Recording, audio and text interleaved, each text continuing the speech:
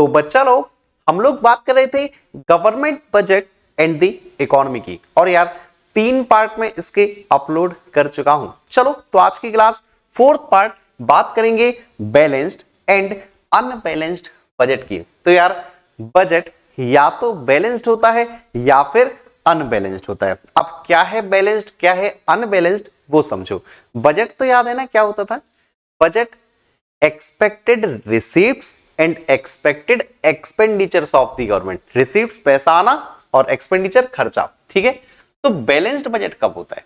Balanced budget कब होता है? वो बजट जहां पर budget receipts equals to budget expenditure हो, वो आपका बैलेंस्ड बजट, ठीक है।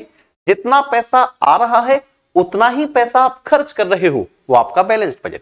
जबकि बात करते हैं अगर अनबैलेंस्ड की, अनबैलेंस्ड का मतलब जहां पर budget receipts is not equals to budget expenditure, जहां पर receipt not equal to expenditure हो, वो आपका अनबैलेंस्ड, जहां बैलेंस ना हो। तो ऐसी सिचुएशन होती है तो या तो होता है सरप्लस, या तो होता है सरप्लस यानी कि प्रॉफिट, जहां पर budget receipts is greater than budget expenditure होता है, या होता है डेफिसिट।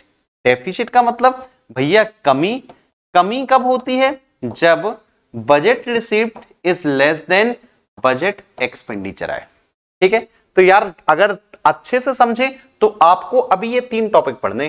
पहला बैलेंस्ड बजट, दूसरा सरप्लस, तीसरा डेफिसिट। 3 टॉपिक पढ़ोगे, तीनों के मेरिट्स, डिमेरिट्स और क्लास होगी कंप्लीट, ठीक है। चलो एक एक से बात करते हैं। सबसे पहले आओ जरा बैलेंस्ड बजट पर। बैलेंस्ड बजट कौन सा होता है? जहां पर government receipts are equal to government expenditure, जहां पर रिसीप्ट और एक्सपेंडिचर्स दोनों इक्वल हो, वो आपका बैलेंस्ड बजट। चलो फायदे भी देख लेते हैं। अच्छा, बैलेंस्ड बजट के क्या फायदे हैं? भैया फायदे तो बहुत हैं। सरकार के पास जितना आ रहा है सरकार सिर्फ उतना ही खर्च कर रही है, सरकार के ऊपर कोई एक्स्ट्रा बर्डन नहीं है। यह शो करता है हमारा देश कितना फाइनेंशियली स्टेबल है, क्योंकि जितना खर्चा है सिर्फ उतना ही आप खर्च कर रहे हो, जितना पैसा आ रहा है सिर्फ उतना खर्चा है ना। देखो, the government does not indulge in wasteful expenditure. सरकार कोई भी फालतू का खर्चा नहीं कर रही है, जितना पैसा आता है सिर्फ उतना ही खर्चा करती है, अच्छी बात है। दूसरा, balanced budget ensures financial stability. बताया था ना, फाइनेंशियली स्टेबल है यार, फाइनेंशियली डिसिप्लिन शो करती है हमारा देश कि भैया रिसीप्ट्स और एक्सपेंडिचर लगभग इक्वल हैं दोनों, ठीक है। ये तो थे फायदे, बट इसके यार डीमेरिट्स भी हैं, डीमेरिट्स भी हैं। जैसे भैया क्या balanced budget receipts equals to expenditure होगा तो भारत जैसे देश में जहां बेरोजगारी बहुत ज्यादा है, बेरोजगारी बहुत ज्यादा है, अनएम्प्लॉयमेंट, क्या अनएम्प्लॉयमेंट का कोई सॉल्यूशन है बैलेंस्ड बजट के पास? नहीं है भाई। अगर आप चाहते हो ज्यादा से ज्यादा लोगों को रोजगार प्रोवाइड किया जाए, ज्यादा से ज्यादा लोगों को एम्प्लॉयमेंट अपॉर्चुनिटीज दी जाए, तो सरकार को खर्चा ज्यादा करना ही पड़ेगा, यानी सरकार को बजट अपना थोड़ा डेफिसिट में लाना ही पड़ेगा, ठीक। दूसरी बात बच्चा, भारत जैसा देश, लेस डेवलप्ड कंट्री, क्या यहां पर बैलेंस्ड बजट का कोई काम होगा? बैलेंस्ड बजट ना भाई यार, यहां पर सरकार को एक ह्यूज एक्सपेंडिचर, एक किक स्टार्ट के लिए कैपिटल इन्वेस्टमेंट एक्सपेंडिचर करना ही पड़ेगा, तभी देश आगे बढ़ पाएगा, ठीक है। आओ, so balanced budget does not offer any solution to the problem of unemployment. पहली चीज, अनएम्प्लॉयमेंट के लिए कोई सॉल्यूशन नहीं है। यहां पर एक एग्जांपल दे रखा है 1930s का, यह आपको कई बार बता भी चुका हूं। Problem of deficit demand excess demand उसमें भी बताया था बच्चा। एक द ग्रेट डिप्रेशन 1929 या 1930 में आया था। क्या हुआ था? अमेरिका जैसी इकोनॉमी में बेरोजगारी बहुत ज्यादा बढ़ गई थी, तो कीन्स ने सजेस्ट किया था कि ह्यूज गवर्नमेंट एक्सपेंडिचर के द्वारा ही आप एग्रीगेट डिमांड को बढ़ा के अनएम्प्लॉयमेंट को कम कर सकते हो। तो अगेन सरकार को एक एक्सपेंडिचर करना पड़ेगा अगर आप बेरोजगारी को कम करना चाहते हो तो, ठीक है।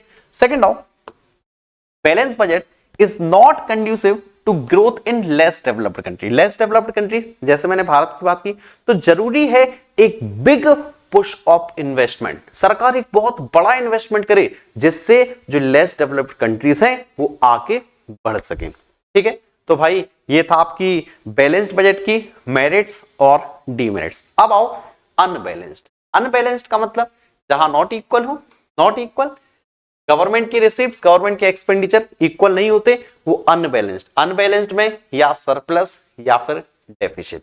एक एक से बात करें। चलो सबसे पहले आओ सरप्लस, प्रॉफिट वाली बात कर लेते हैं। सरप्लस यानी कि प्रॉफिट कब होता है? सरप्लस होता है जब budget receipts is greater than budget expenditure हो। सरकार यार, इनकम सरकार के पास ज्यादा है, सरकार के पास पैसा ज्यादा आ रहा है, लेकिन सरकार खर्चा कम कर रही है। सोचो सरकार ऐसा कब करेगी कि सरकार के पास पैसा तो ज्यादा आ रहा है, सरकार खर्चा कम कर रही है?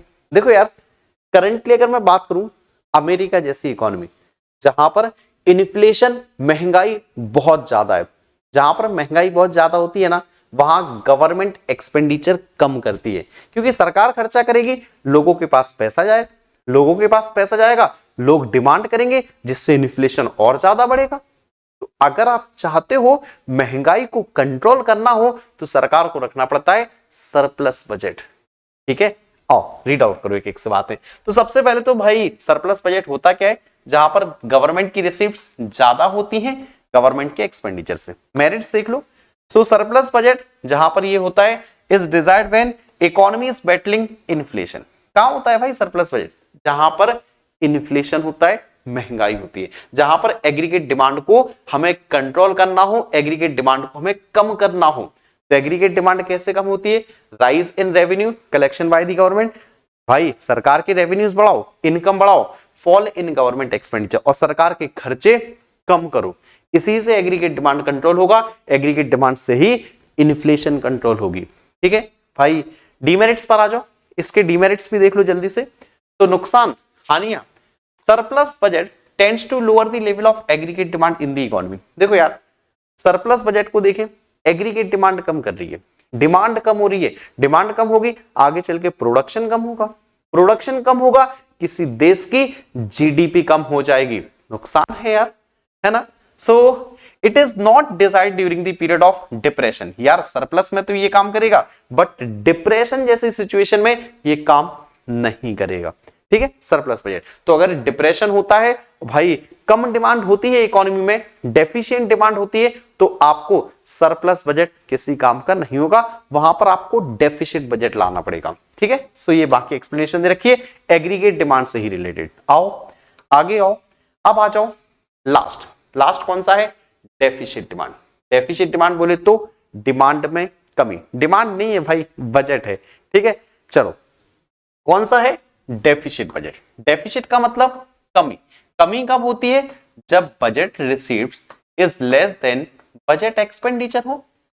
सरकार के पास अब पैसा आ तो कम रहा है, लेकिन सरकार खर्चा बहुत ज्यादा कर रही है। वो बजट कौन सा है?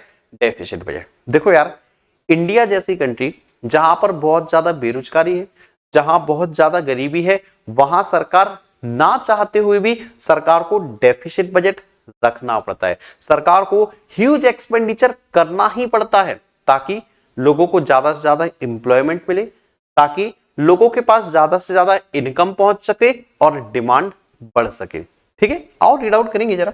सो this is the budget in which government expenditure are greater than government receipt. तो सरकार के खर्चे ज्यादा है, सरकार की रिसीप्ट कम थी। मेरिट्स देख लो, फायदे देख लो।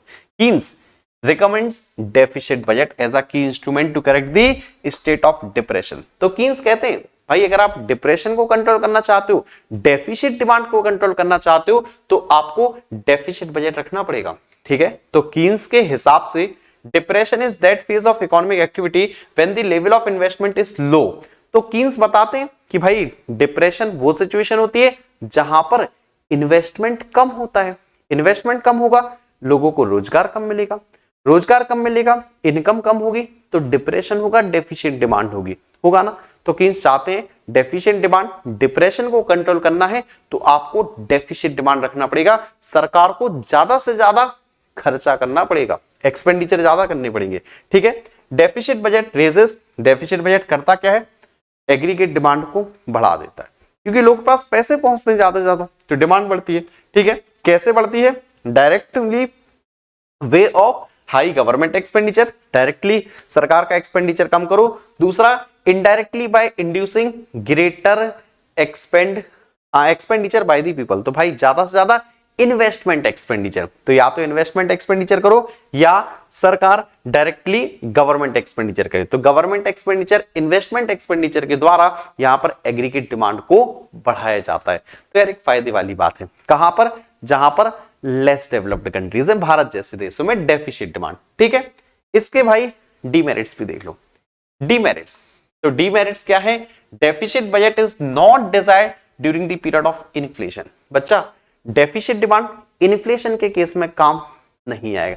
जहां ऑलरेडी महंगाई है वहां तुम कह रहे हो सरकार खर्चा ज्यादा से ज्यादा करे, सरकार खर्चा ज्यादा करेगी तो डिमांड और ज्यादा बढ़ेगी। तो महंगाई जैसी प्रॉब्लम को अगर कंट्रोल करना है तो डेफिसिट डिमांड नहीं रखना पड़ेगा, वहां आएगा काम सरप्लस डिमांड। ठीक है, बाकी इसकी एक्सप्लेनेशन है, आप लोग एक बार रीड जरूर करोगे। तो बच्चा लोग फिलहाल बस भाई यही था आपका बैलेंस्ड बजट, अनबैलेंस्ड बजट। उम्मीद करूंगा आपको समझ आया होगा। कहीं कोई भी डाउट होती है, दिक्कत होती है, परेशानी होती है तो आप लोग मुझे जरूर बताओगे। ठीक है, बाकी पीडीएफ मैंने सेव कर ली है, मिल जाएगी आपको Jhansi institute of commerce play store app पर। बाकी आप सभी लोगों का आज की क्लास अटेंड करने के लिए ढेर सारा धन्यवाद। मिलता हूं नेक्स्ट क्लास में।